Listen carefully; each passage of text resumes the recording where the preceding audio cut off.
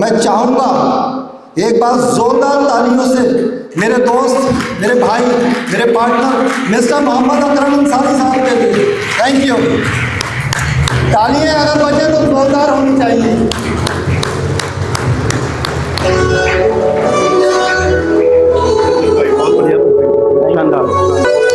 Thank you. मेरा topic है success. कोई नया शब्द नहीं है। हर इंसान जिंदगी में क्या चाहता है साहब? तरक्की चाहता है, सक्सेस चाहता है, लेकिन क्या सबको मिलती है? ये एक ऐसी चीज है जिसकी हर किसी को ख्वाहिश है, लेकिन बहुत कम लोगों के पास है। क्या वजह है? हर इंसान चाहता है कि जिंदगी में उसके सपने पूरे हों। आज अगर हम सक्सेसफुल इंसान की बात करें, इस दुनिया के अंदर कितने परसेंट कामयाब लोग होंगे? क्या परसेंटेज होगी? 5%, 3%, 5%, 7%? शायद यही है। तो जो बाकी लोग कामयाब नहीं हुए हैं, क्या ये सक्सेस की चाहत उनके पास नहीं है? ये चाहत तो सबको है, बट ये मिलती चंद लोगों को है। क्या रीजन है? क्या कारण है? सबसे बड़ा कारण जो हमने पिछले 15-20 साल के अंदर महसूस किया है और प्रैक्टिकली देखा है, सक्सेस का मतलब ही नहीं पता लोगों को। उन्हें पता ही नहीं कि उन्हें जाना कहाँ है जिंदगी के अंदर। और ब्लैक एंड व्हाइट में बात करूं तो उन्हें पता ही नहीं उन्हें चाहिए क्या, उनका ड्रीम क्या है, उनका सपना क्या है, उनकी जिंदगी के अंदर किन किन चीजों की जरूरत है, वो ब्लैक एंड व्हाइट में क्लियर ही नहीं होता। किसी से कहो कि भाई तुम्हें पैसा चाहिए, हाँ साहब पैसा चाहिए, कितना चाहिए? बहुत चाहिए। बहुत से कोई कुछ नहीं होता। ये जो ब्रेन है ना हमारा, ये फिगर्स को और पिक्चर्स को ही पढ़ता है, फिगर्स को और पिक्चर को पढ़ता है। मैं भी बोलूंगा आपके सामने मैंगो, क्या आया सामने? पीला पीला सा कोई फ्रूट्स आया ना आया? 500 का नोट क्या है आपका सामने? 500 का नोट आ गया। तो जब तक आपका ड्रीम फिगर्स में और पिक्चर्स में कन्वर्ट नहीं होगा, यू कांट गो एनीवेयर। यही एक बड़ी प्रॉब्लम है। लोगों को एक्चुअली पता ही नहीं कि उन्हें चाहिए क्या। क्या हम सबका एक अच्छा सा घर सपना नहीं है? क्या एक अच्छी सी गाड़ी हमारा सपना नहीं है? लेकिन घर कहां पर, कितने का, कैसा, गाड़ी कौन सी, कितने की, किस कलर की, माइंड एक्चुअल में फिगर्स और पिक्चर को ही पढ़ता है। घर चाहिए, इससे काम नहीं चलेगा। गाड़ी चाहिए, इससे काम नहीं चलेगा। आपका ड्रीम ब्लैक एंड व्हाइट के अंदर होना चाहिए। और आप यकीन कीजिएगा, जो लोग डायरी के अंदर अपने टारगेट लिखते हैं, अपने ड्रीम को ब्लैक एंड व्हाइट में लिखते हैं, उनके ड्रीम पूरे होते हैं। यहाँ बहुत से लोग बैठे होंगे जिनके सपने पूरे हुए होंगे। एक बहुत बड़े स्कॉलर ने बड़ी अच्छी बात कही है दोस्तों, a man is not poor without A rupees, but a man is really poor without a dream and ambition. जिसकी जेब में नोट नहीं है वो गरीब नहीं है, जिसके पास सपना नहीं है वो गरीब है। अमिताभ बच्चन का वो दीवार वाला आपने डायलॉग सुना है? आज मैं आपसे करोड़ों की बात करना आया हूं, मेरी जेब में कुछ ऐसा ही है ना, वो 1 रुपया नहीं है।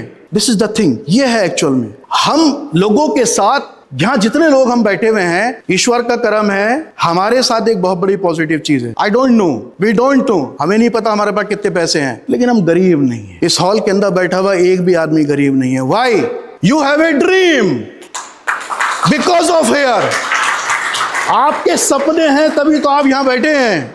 आपके पास सपने हैं ना, तभी तो आप यहां बैठे हैं। तो a man is not poor without A rupees, a man is really poor without a dream. हमारे सबके सपने हैं, इसी वजह से हमने इस प्रोग्राम का नाम क्या लिया है? तो become a millionaire in real estate. क्या खाली रियल एस्टेट के अंदर ही लोग अमीर बनेंगे? ऐसा नहीं है। लेकिन यकीन कीजिएगा, अगर हमारे पास पैसे नहीं हैं, सिर्फ इच्छाएं हैं, एम्बिशंस हैं, तो रियल एस्टेट आज के वक्त में सबसे आसान रास्ता है अपने सपनों को पूरा करना। और आप सब लोग अपने सपनों को पूरा करने के लिए यहां पर बैठे हैं, तो एक बार जोरदार तालियां आप सब लोग अपने लिए बनाएं।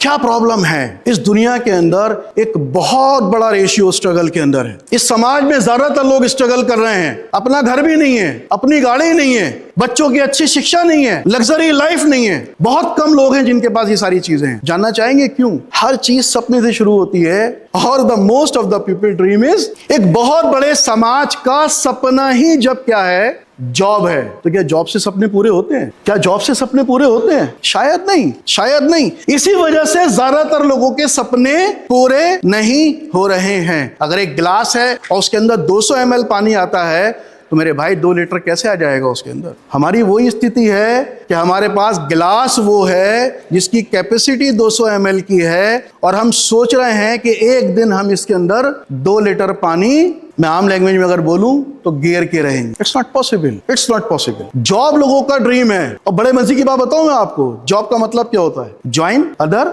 बिजनेस। आप डायरेक्टली नहीं लेकिन इनडायरेक्टली आप कर बिजनेस ही रहे हैं। अगर आप कहीं जॉब कर रहे हैं ना तो डायरेक्टली नहीं लेकिन इनडायरेक्टली आप क्या कर रहे हैं? बिजनेस कर रहे हैं। क्यों? क्योंकि ज्वाइन अदर बिजनेस जॉब की फुल डेफिनेशन ये है। आप किसी भी फैक्ट्री के अंदर, किसी ऑर्गेनाइजेशन के अंदर, किसी फर्म के अंदर, किसी ऑफिस के अंदर अगर जॉब कर रहे हैं, किसी का तो है ना वो, आप अपनी जरूरतों के लिए और दूसरे के सपने के लिए काम कर। तो जब सपना आपका है ही नहीं तो वो पूरा कैसे हो? चलिए अब इसका फ्यूचर भी देख लेते हैं। माफ कीजिएगा, मेरा मतलब जॉब को नीचा दिखाना या कुछ और इस तरीके से करना नहीं है। But if you want to become a millionaire in your life, that's not right way. ये फिर सही रास्ता नहीं है। अगर आपको करोड़पति बनना है ईमानदारी से तो फिर ये सही रास्ता नहीं है। चलिए जॉब का फ्यूचर देख लेते हैं क्या है। बच्चों को पढ़ा रहे हैं ना हम लोग, अपने छोटे बहन भाइयों को पढ़ा रहे हैं। क्यों पढ़ा रहे हैं? 90% जॉब के लिए, एक अच्छी फर्म में, एक अच्छी कॉर्पोरेट कंपनी में, आईटी सेक्टर में ये कल को जॉब बनेगा। फ्यूचर देखिए आप साहब क्या है। Due to automation by 2025 20 crore youth will be jobless. आज से 16 साल पहले इस शख्स ने एक बात बोली। कौन थे ये? Mohandas Pai, chairman of Manipal global university. इन्होंने कहा ऑटोमेशन की वजह से, मोहनदास पाई साहब ने एक बात बोली थी आज से 16 साल पहले, 2025 तक 20 करोड़ लोग जॉबलेस हो जाएंगे। और यह आज साबित हो रहा है due to automation. What is automation? क्या है ऑटोमेशन? This is automation. जहां इंसान की जरूरत ही नहीं है। आज ऐसी कारें आ गई ना जो ड्राइवरलेस है। गई ड्राइवर की नौकरी।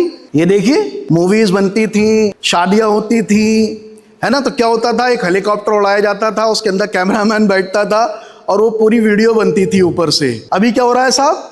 ड्रोन। तो हेलीकॉप्टर वाले की भी नौकरी गई और कैमरामैन की भी नौकरी गई। खा गया ड्रोन ये दोनों की नौकरी। Artificial intelligence, I don't no आप कितना इसको स्टडी कर रहे हो। जब अभी पीछे हमने इसकी स्टडी करी हमारा दिमाग खराब हो गया। ये होने क्या जा रहा है? आर्टिफिशियल इंटेलिजेंस मतलब पैकिंग में भी अब इंसान की जरूरत।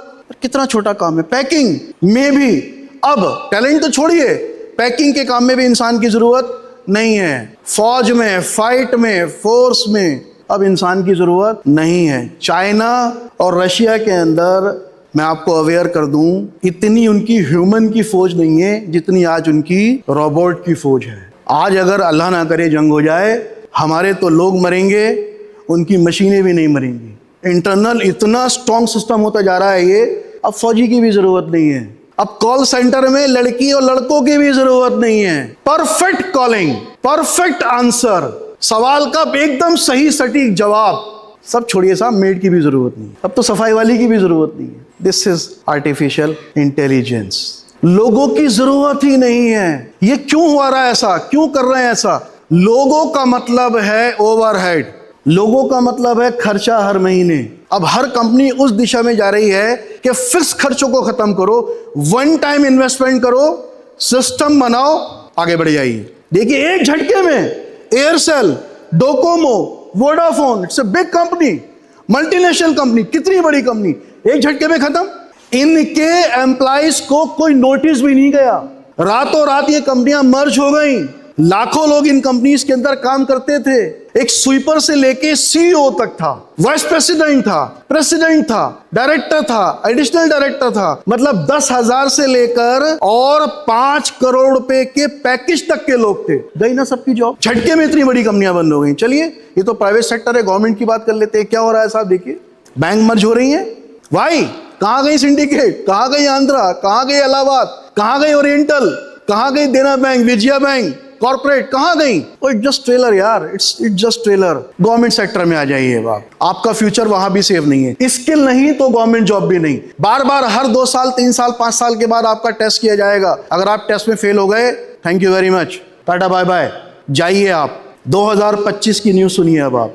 चलिए साहब, नौकरी उन लोगों को नहीं मिल रही जिनके अंदर टैलेंट नहीं है। आप कह सकते हैं कि जिन लोगों के पास टैलेंट है उनको नौकरी मिलती है, जो टैलेंटेड नहीं है उनको नौकरी नहीं मिल रही। चलिए हजारों लोग बेरोजगार हो गए हैं। लॉ ऑफ फ्लाई शॉर्ट करता हूं के अनुसार लगभग 218 टेक कंपनियों ने 2025 में करीब 1 लाख से ज्यादा कर्मचारियों को नौकरी से निकाल दिया है। किसने निकाला है साहब? अमेजॉन, माइक्रोसॉफ्ट, गूगल, मेटा, इस तरीके की बड़ी। हम में से यहाँ कोई इतना काबिल है जिसकी जॉब अमेजॉन में या माइक्रोसॉफ्ट में या गूगल में लग जाए या मेटा में लग जाए? वर्ल्ड के जो टॉप ब्रेन है उनको निकाला जा रहा है। हमारी तुम्हारी तो अब नंबर ही नहीं आएगा आएगा भाई। This is the future of job. अब आप देखिएगा इस स्लाइड के अंदर मैंने जो वर्ल्ड की टॉप 20 कंपनीज हैं, जो दुनिया की 20 सबसे बड़ी कंपनीज हैं, उनकी लिस्ट निकाली है।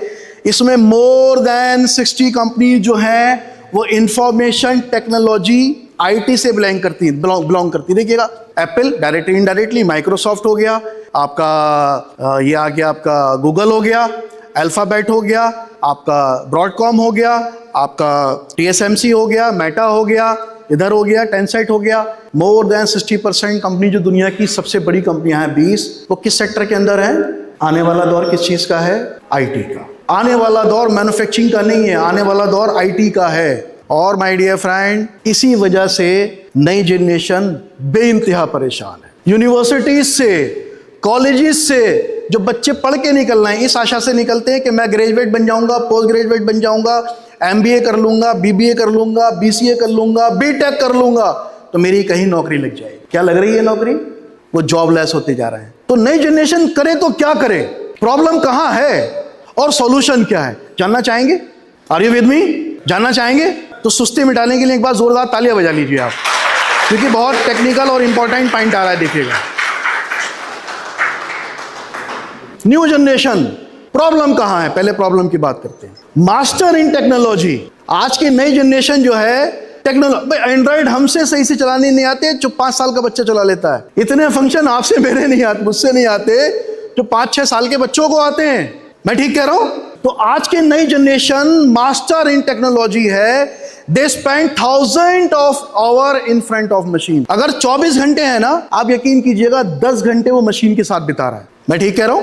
हर वक्त मोबाइल में है, वो हर वक्त मोबाइल में है। तो आज की जो जनरेशन है वो टेक्नोलॉजी में तो मास्टर है, अपना मैक्सिमम टाइम वो टेक्नोलॉजी के साथ तो बिता रहा है। बट अफसोस, किस चीज का अफसोस है? The current generation is uncomfortable with the people. Machine के साथ वो कंफर्टेबल है, लोगों के साथ अनकंफर्टेबल है। और किस लेवल की अनकंफर्टेबल है? बेटा रात को घर में अलग जाता है, मम्मी अलग जाती है, पापा अलग जाते हैं, सारे खाना खाया और सब लोग क्या लेके बैठ गए? अपना अपना लेके बैठ गए अपना अपना डिब्बा। आपस में भी बात नहीं होती। फैमिली के अंदर 24 घंटे में, यकीन जानिएगा, ये कल्चर हो चुका है कि 10 मिनट टेबल पे एक साथ बैठने को तैयार नहीं। इतने अनकंफर्टेबल है नई जनरेशन लोगों के साथ। लेकिन you have to live the people.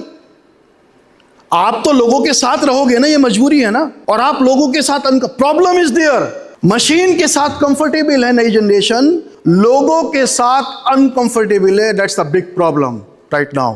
कैसे है एक्सप्लेन करता हूं मैं इसको। इसी वजह से मिस्टर, कौन है ये इन्फोसिस के मालिक? कौन है? नाम बताइए इनका। मिस्टर नारायण मूर्ति क्या कहते हैं? 90% of graduate are pass out from colleges are not employable. रोजगार के लायक ही नहीं है। जो ग्रेजुएट निकल के आ रहे हैं यूनिवर्सिटी से, उसमें 90% लोग जो हैं रोजगार देने के लायक ही नहीं है। How can employ them? हम उन्हें रोजगार दें तो दें कैसे?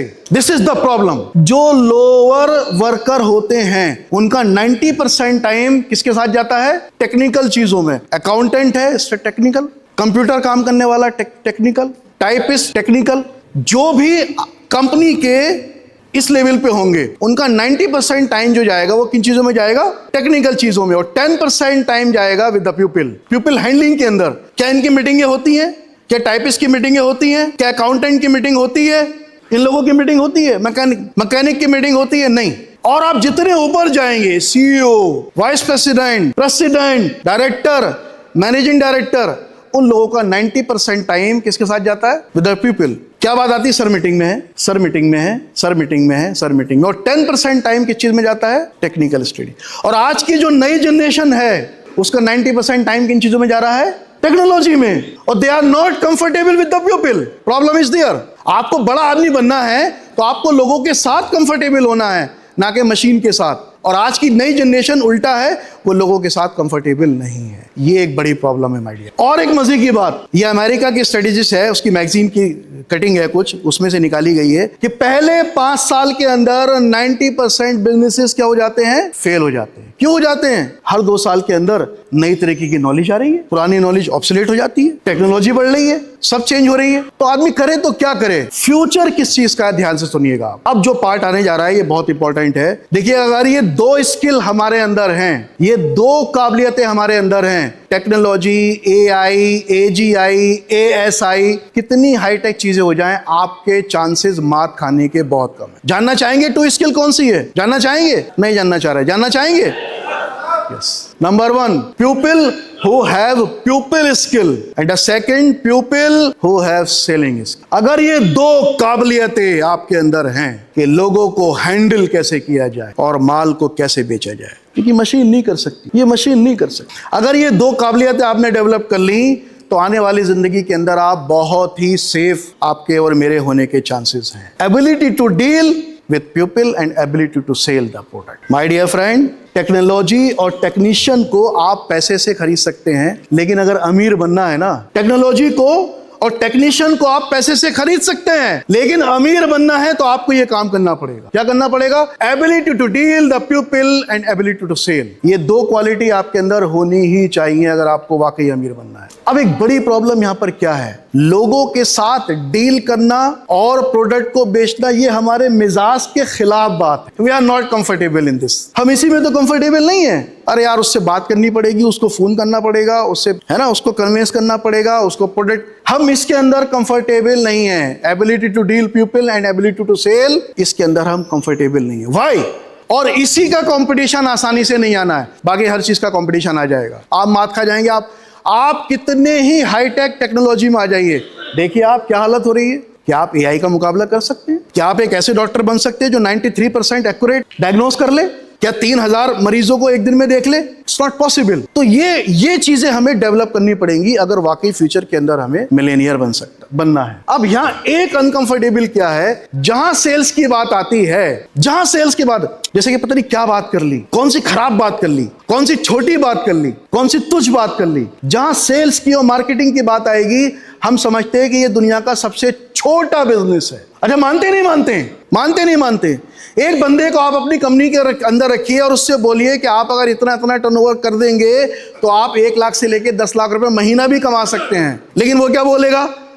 सर, मुझे कोई ऐसा काम बता दो जहां से मुझे 10-12 हजार रुपए फिक्स हो जाए। ये है नहीं है एटीट्यूड, यही है एटीट्यूड। और इस एटीट्यूड को हमें, माय डियर फ्रेंड, बदलना है। देखिएगा, बुकिश नॉलेज के हिसाब से who is sale person? Anyone who sell the product, services and ideas is a sale person. जो भी इंसान प्रोडक्ट को बेच रहा है, सर्विस को बेच रहा है, आइडियाज को बेच रहा है, is a salesman. He is a salesman. Example, एक स्टूडेंट, एक कैंडिडेट जॉब के लिए, इंटरव्यू के लिए जाता है। क्या कर रहा है साहब? क्या करता है वो?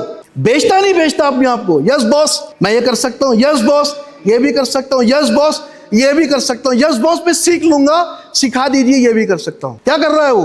अपने आप को बेच ही तो रहा है, my dear friend. A boy proposing to girl for marriage, क्या कर रहा है? मैं तुम्हारे सारे सपने पूरे कर सकता हूं, मैं तुम्हारे लिए दुनिया का सबसे बेहतरीन इंसान हूं, चांद तारे तोड़ के ला सकता हूं। क्या कर रहा है वो? Who is doing? Selling. अपने आप को बेच ही तो रहा है वो।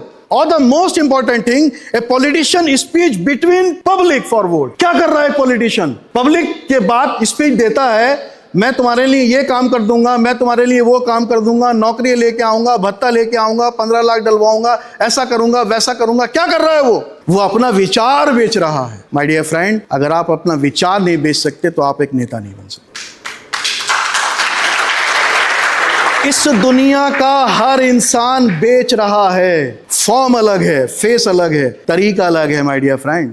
बट यहाँ एक बात आप कह सकते हैं कि सर सारी बातें सही हैं, लेकिन इस डिपार्टमेंट में कंपटीशन बहुत है नहीं है?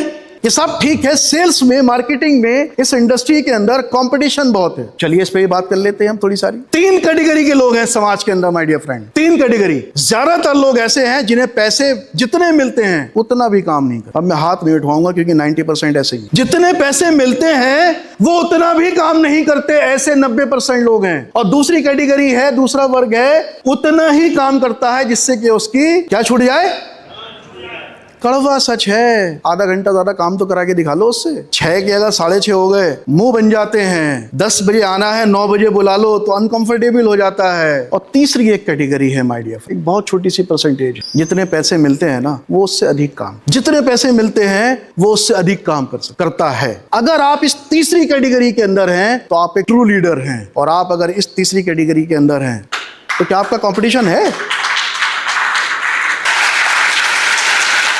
अगर आप माय डियर फ्रेंड इस तीसरी कैटेगरी के अंदर हैं कि आपको जितने पैसे मिलते हैं आप उससे ज्यादा काम करने को तैयार हैं, तो बताइए कंपटीशन है क्या आपका?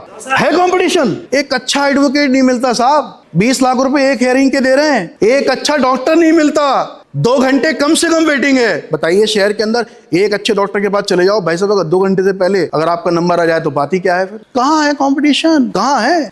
एक अच्छा प्लम्बर नहीं मिलता भाई साहब, 3 दिन तक बिजी हूँ, चौथे दिन आता हूँ। एक अच्छा इलेक्ट्रिशियन नहीं मिलता भाई साहब, एक साइट पे काम चल रहा, 7 दिन तक बिजी हूँ, 8वें दिन आ जाऊँ, 8वें दिन भी वो 5 दिन के बाद फोन उठाएगा। Each and every person so busy. क्यों? जितने पैसे मिल रहे हैं वो उससे ज्यादा काम कर रहा है, अपने धंधे से मोहब्बत कर रहा है। एक अच्छा अकाउंटेंट नहीं मिलता साहब। है कंपटीशन? अरे खामी हमारे अंदर है, दोष हम समाज को दे रहे हैं, हालात को दे रहे हैं, सरकार को दे रहे हैं। खामी तो हमारे अंदर है ना माय डियर फ्रेंड। बहुत सोचने की बात है। अगर आप इस तीसरी कैटेगरी में हैं तो आप खुद ही लोगों के लिए क्या बन जाते हैं? कंपटीशन बन जाते हैं। आपको कंपटीशन फेस करने की जरूरत नहीं होती है, आप ही लोगों के लिए कंपटीशन बन जाते हैं।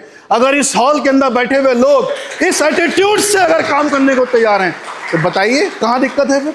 बिल्डर आपके पीछे पीछे, सारे आपके पीछे पीछे, आप इस फेस में तो आइए, आप इस चीज को डिजर्व तो कीजिए। अब हम कंपटीशन लोगों के लिए बन जाएं, उसके लिए हमें क्या करना? कौन लोग होते हैं ऐसे जो तीसरी कैटेगरी में हैं, या तीसरी कैटेगरी में आने के लिए हमें क्या करना पड़ेगा? जानना चाहेंगे? आपने सब लोगों ने मोहम्मद अली साहब का नाम सुना होगा माय डियर फ्रेंड। उससे पहले एटीट्यूड की बात। प्रॉब्लम कहां है देखिएगा। जब भी कोई इंसान ये कहता है ना ये काम मैं कर नहीं सकता, ये काम मैं नहीं कर सकता, उसके पीछे देखिएगा 2 चीजें होती हैं। पहली बात क्या होती है साहब? ये काम मुझे करना नहीं आता, ये काम मुझे करना नहीं आता। It's a technical problem. ठीक है साहब, सिखा देंगे आपको तो आप कर लेंगे। बोले हाँ ओके। लेकिन आज की डेट में जो बड़ी भीड़ है, जो 95% लोगों की प्रॉब्लम है, वो ये नहीं है, वो ये है कि करना नहीं चाहता, करना नहीं चाहता। अच्छा, हम आपको अगर सेल सिखा दें और आपको 3-4 लाख रुपए, 2 लाख रुपए, 1 लाख रुपए एक बिला पे आ जाए तो बेच देंगे आप? तो जवाब क्या आएगा? इस कान से सुनेगा और 2 कानों का पूरा उपयोग करेगा और इस कान से निकाल देगा। करना नहीं चाहता। आप अपॉर्चुनिटी दीजिए, भीड़ है समाज में, करना नहीं चाहता। It's attitude problem and value problem. It's attitude problem and value problem. इसका कोई इलाज नहीं है। और 90% प्रॉब्लम जो है वो एटीट्यूड ही तो है। सिखाना प्रॉब्लम नहीं है, एटीट्यूड प्रॉब्लम है जिसका कोई इलाज नहीं। क्योंकि एटीट्यूड सब सालों में बनता है, बुरा भी और अच्छा भी। इट्स टेक टाइम, इसको बनने में समय लगता है। इसी वजह से सेम कंडीशन के अंदर कुछ लोग रिकॉर्ड तोड़ देते हैं और कुछ लोग क्या होते हैं साहब? टूट जाते हैं। मिस्टर मोहम्मद अली सब जानते हैं आप, मैं आपके 15 मिनट और लूंगा, बस 10 से 15 मिनट और लूंगा आपके। मोहम्मद अली कौन थे? इस दुनिया के ग्रेटेस्ट बॉक्सर। एटीट्यूड की बात कर रहा हूं मैं। जब वो रिंग में जाते थे तो क्या कहते थे मालूम आपको? क्या कहते थे वो? I am the greatest, I am the champion, I am the greatest, I am the champion. He never say, I hope I win, I hope I win, I hope I win. वे कहते थे I am the greatest, मैं हूं champion, I hope I win dictionary में था ही नहीं उस आदमी के। और जब वो अपने ओपोनेंट को जिससे उनकी फाइट थी उसको देखते थे, मालूम है क्या कहते थे उससे? You have the belt, but I am the champion. You have the belt, belt तेरे पास है, चैंपियन तो मैं हूं। वो क्या करते थे? अपने माइंड को क्या करते थे? पॉजिटिव थिंकिंग से अपने माइंड को स्ट्रांग करते। कितने लोग इस बात से इत्तेफाक रखते हैं साहब कि पॉजिटिव थिंकिंग से सब कुछ हो सकता है? आप गलत हैं साहब। नो, अगर पॉजिटिव थिंकिंग से सब कुछ होता तो आज हम सारे पॉजिटिव थिंकिंग करते हैं और किसी का ऑपरेशन करने चले जाते हैं। कर लेंगे क्या? यही आज की डेट में नई जनरेशन की प्रॉब्लम है। पॉजिटिव थिंकिंग की खूब वीडियो सुन रहे हैं, खूब किताबें पढ़ रहे हैं, खूब बातें कर रहे हैं, खूब नारे मार रहे हैं, चीर देंगे, फाड़ देंगे, लिख देंगे सर क्रांति, सर उठा लो प्रोजेक्ट, सर टेंशन मत लो, सर बिल्कुल निपटा देंगे, सर आप तो लॉन्च करो, और लॉन्च कर दिया और तुम्हारी ऐसी की तैसी लग गई। Positive thinking, it's a positive thinking, positive thinking. My dear friend, positive thinking से कुछ नहीं होता। पॉजिटिव थिंकिंग के साथ positive action and positive effort, तब जिंदगी बदलती है। और आज ज्यादातर लोग पॉजिटिव थिंकिंग के साथ पॉजिटिव एक्शन और पॉजिटिव एफर्ट डालने को तैयार नहीं है। That's the problem. ये एक सबसे बड़ी समस्या है। मोहम्मद अली जब पॉजिटिव थिंकिंग में थे और पॉजिटिव थिंकिंग की बातें कर रहे थे तो वो डायलॉग मार के टीवी के आगे पॉपकॉर्न नहीं खा रहे थे, वो कोल्ड ड्रिंक नहीं पीते थे। I am the greatest, I am the champion जब वो डायलॉग मारते थे तो वो टीवी नहीं देखते थे। पॉजिटिव थिंकिंग के साथ उनका एक पॉजिटिव एक्शन था। क्या करते थे वो साहब? प्रैक्टिस। आज वो नहीं कर रहे हैं हम लोग। और मोहम्मद अली साहब ने एक बहुत अच्छी बात और बोली कि साहब दो चीजें होती है जीवन में, एक होती है स्किल और एक होती है विल, काबिलियत और इरादा। और उन्होंने एक बहुत अच्छी बात बोली कि साहब कभी कभी मोस्ट ऑफ द टाइम काबिलियत से ज्यादा इंपॉर्टेंट इरादा हो। गिरते हैं शहसवार ही मैदान जंग में, वो तिफल क्या गिरेंगे जो घुटनों के बल। कामयाबी इस बात पर डिपेंड होती है कि आप गिर के कितनी बार उठे हैं। यह है सफलता।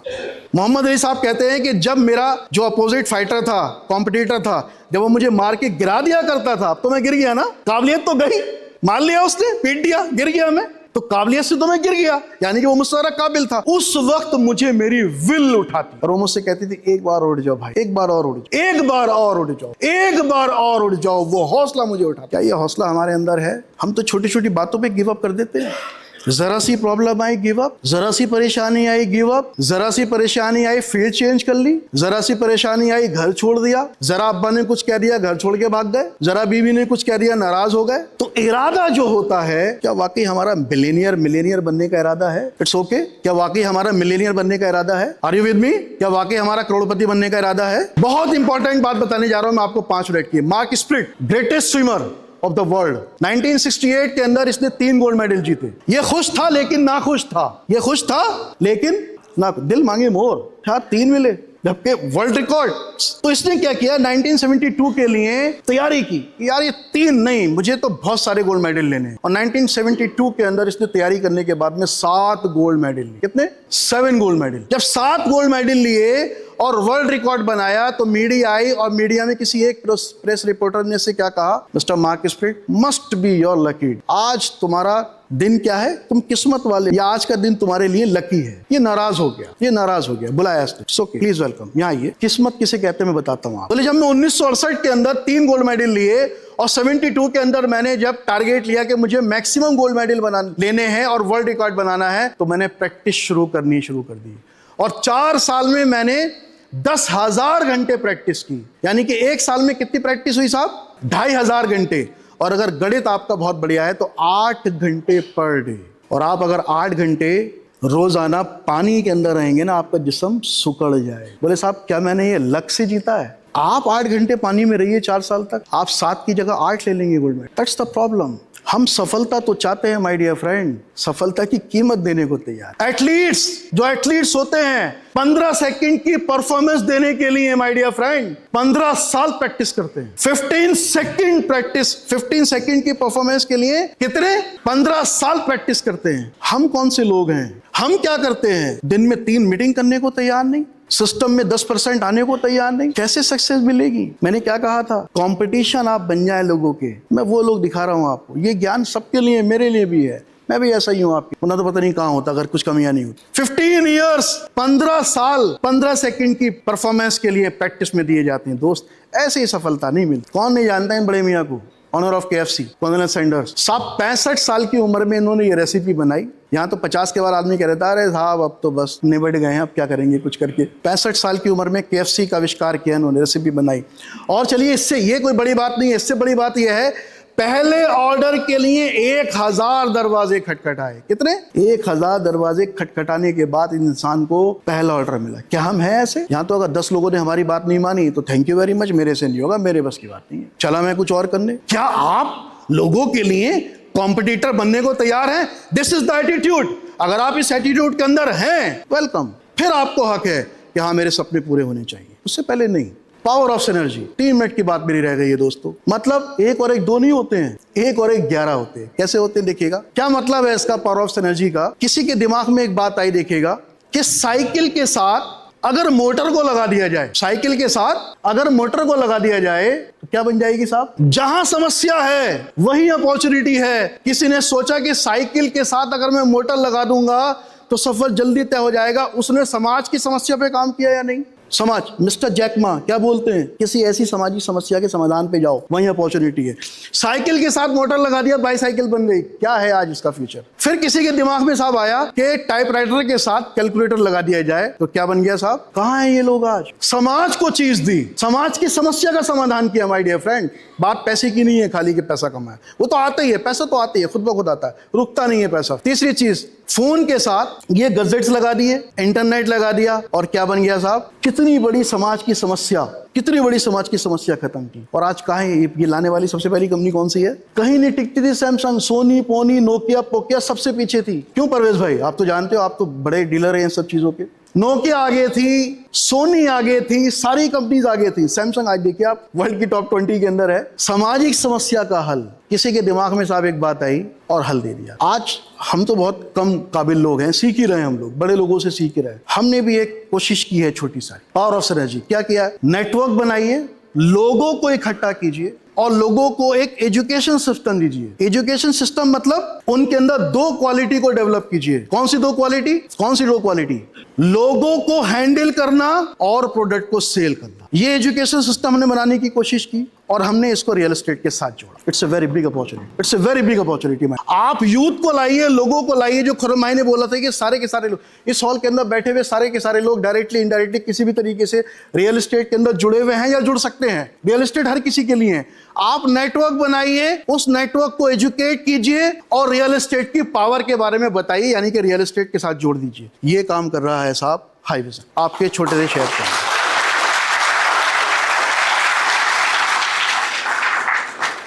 क्या कर रहे हैं हम लोग, देखिए वो तो ट्रेनिंग का एक पार्ट हो जाएगा, वो एक पूरा लंबा सेशन है। हाई विजन बिजनेस स्कूल के नाम से हम लोग क्या कर रहे हैं, हम लोग सिर्फ पैसा नहीं कमाना नहीं सिखा रहे हैं, हम लोग सिर्फ पैसा कमाना नहीं सिखा रहा है माय डियर फ्रेंड, हम लोग इंटरनल डेवलपमेंट कैसे होता है। अरे निगेटिविटी भरी हुई है हमारे अंदर, बचपन से निगेटिव माहौल के अंदर पैदा हुए हैं हम, और आज भी निगेटिव माहौल के अंदर ही पैदा होते ही तुझसे ये नहीं होगा, बेटे टूट जाएगा रखजे, बेटा दौड़ मत चोट लग जाएगी, बेटा ये मत कर खराब हो जाएगा, बेटा ऐसा मत कर ये हो जाएगा। Always negative negative negative negative negative negative negative negative, और आज भी निगेटिव। हम जिस समाज से हैं, मैं तो बहुत छोटे से मिडिल क्लास फैमिली से बिलोंग करता हूँ, बहुत ही छोटी सी फैमिली से बिलोंग करता हूँ। हमेशा जहाँ मिडिल क्लास में परवेज भाई हमारे दोस्त हैं, हम सब लोगों ने एक साथ करियर स्टार्ट किया है, कई लोग जानते हैं हम लोग। अरे छत पे से पानी टपकता था यार, बरसात में वो बाल्टी लगाते थे और टब लगाते थे, पानी को इकट्ठा करते थे। रात भर बरसातों में हम लोग 6-7 बहन भाई और माँ बाप 8 लोग हम बैठते थे। वहां से हम लोगों ने शुरू किया कैरियर। तो क्या बातें होती है, निगेटिविटी की बातें होती है, तुझसे नहीं होगा। आप थोड़ी जरा बड़ी बात करके दिखाओ, ये मारेगा अंडा आपके ऊपर, अच्छा BMW लेगा, मर्सिडीज लेगा, 10 लाख की कार लेगा, कोई हौसला अफजाई करने वाला आपका है नहीं। इंटरनल डेवलपमेंट का मतलब है नेगेटिव एटीट्यूड को पॉजिटिव एटीट्यूड के अंदर कन्वर्ट करना। The game is attitude. ये काम हाई विजन बिजनेस स्कूल के अंदर हो रहा है। सेकंड, एक्सटर्नल डेवलपमेंट, अटायर पे आपके कैसे काम हो, बॉडी लैंग्वेज पे आपके कैसे काम हो, प्रोनाउंसिएशन पे आपके कैसे काम हो, आपको बोलना कैसे है, आपको किस एटीट्यूड से लोगों से बात करनी है, पोस्चर, गेस्चर, सेल्फ एस्टीम, पूरा एक टॉपिक है, इस पे हम लोग काम कर। और आपके स्किल डेवलपमेंट पे हम लोग काम कर। और एक काम हमने रियल एस्टेट के अंदर कोशिश की है कि हम जो अपने ग्राहकों को ब्रोचर पे दिखाएं, हम साइट भी वही बनाएं। This is our commitment, this is our commitment. ये हमारा भाई साहब का, हाजी जी का, हमारा सबका वादा है कि जो हम दिखाएंगे वो हम डिलीवर करेंगे। तो आप लोगों से सिर्फ एक ही रिक्वेस्ट है, अगर आपको लगता है कि वाकई रियल एस्टेट के अंदर फ्यूचर है, कैरियर है, जो कि है 90 लाख करोड़ की इंडस्ट्री होने जा रही है। 9 लाख करोड़ खुरम भाई कितना, 90 लाख करोड़, 90 लाख करोड़ की इंडस्ट्री है। करोड़पति तो यार कुछ नहीं है। हमारे जानने वाले मिस्टर हनी कत्याल ब्रोकर हैं, 5000 करोड़ का नंबर 1 में आदमी है। अमित मावी कई हजार करोड़ का आदमी है, ब्रोकर है। रियल एस्टेट के अंदर 10, 20, 50, 100 करोड़ रुपए कमाना बच्चों का, बालकों का खेल है, कुछ भी नहीं है। आप अपने टैलेंट को, स्किल को, अपनी मेहनत को, अपनी काबिलियत को, सबसे इंपॉर्टेंट अपने वक्त को वहां लगाइए जहां पर मैक्सिमम टर्नओवर हो सकता है। जहां पर या तो सोने की दुकान खोल लीजिए, वहां मैक्सिमम टर्नओवर हो सकता है, या फिर रियल एस्टेट में आ जाओ। तीसरी चीज नहीं है साहब। सोने की दुकान खोल सकते हैं साहब, ज्वेलर बन सकते हैं हम नहीं। बगैर पैसा लगाए, हल्दी लगे ना फिट करिए, रंग चौका ही चौका।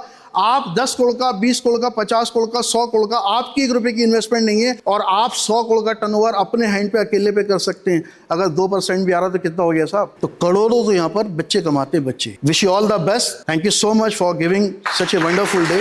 Thank you very much, thank you.